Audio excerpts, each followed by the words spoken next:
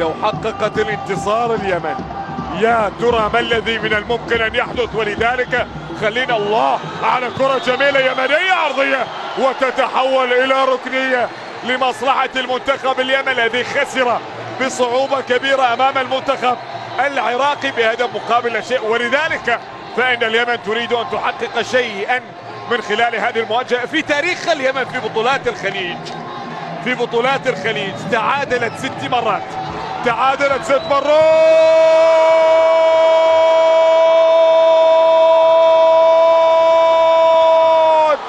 يمن يمن يمن يمن يمن يمن يمن تأتي بالأول، اليمن تسجل في السعودية. اليمن ما خطب اليمن، سجلت، افتتحت رأسية خطيرة في مرمى العويس.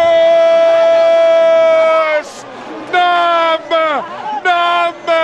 وسط الكويت، وسط الكويت تسجل اليمن. شفت الله الله، شوف اليمن، شوف.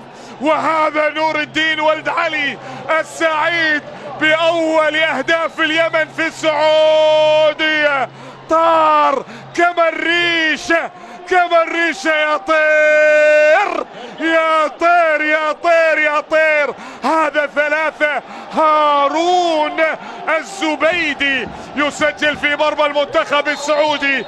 أول تاريخي يا هارون، تاريخي يا هارون.